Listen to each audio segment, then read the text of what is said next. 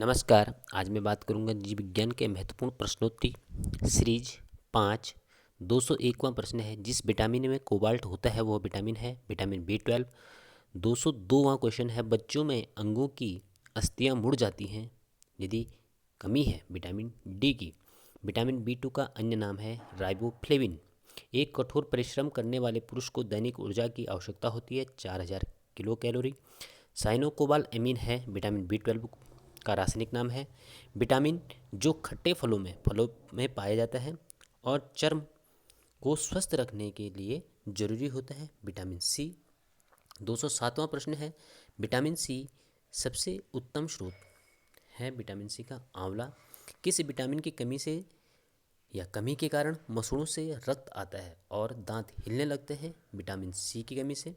Vitamin C का रासायनिक नाम है एस्कॉर्बिक अम्ल। 210वां प्रश्न है, किसी सब्जी से प्राप्त न होने वाला विटामिन है विटामिन डी। प्रातःकालीन धूप में मानव शरीर में कौन सा विटामिन उत्पन्न होता है? विटामिन डी, जिसका रासायनिक नाम कैल्सिफेरॉल है। मछलियों के यकृत के तेल में किसकी प्रचुरता होती है? विटामिन डी की। विटामिन डी के सर्जन में क्या पाया जाता है? कैल्सिफेरॉल पाया जाता है।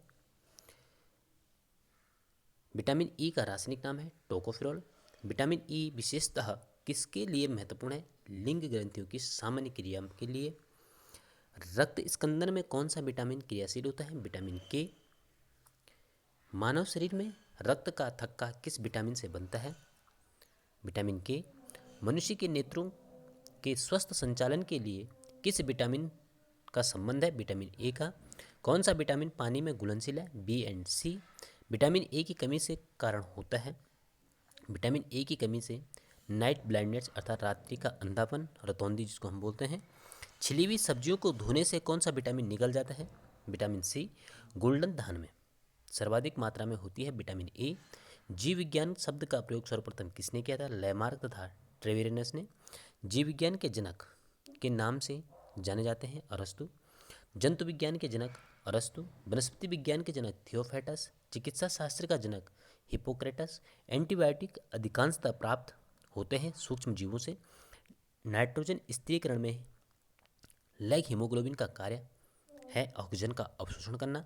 फाइकोलॉजी किसका अध्ययन है? शैवाल का। पर्यावरण का अध्ययन जीव विज्ञान की किस शाखा के अंतर्गत किया जाता है? पारिस्थितिकी। तपेदिक तथा टीबी उत्पन्न करने वाले जीवाणु का नाम है माइकोबैक्टीरियम। ट्यूबरकुलोसिस। एक्सोबायोलॉजी में किसका अध्ययन किया था? बाह्य ग्रहों और अंतरिक्ष के जीवन के बारे में। पुष्पों का अध्ययन एंथोलॉजी। बैक्टीरिया में पाए जाने वाला प्रकाश संश्लेषी आशय कहलाता है वर्णी की लवक। हैजा किसकी कमी या किसके कारण होता है? हैजा किसके कारण होता है?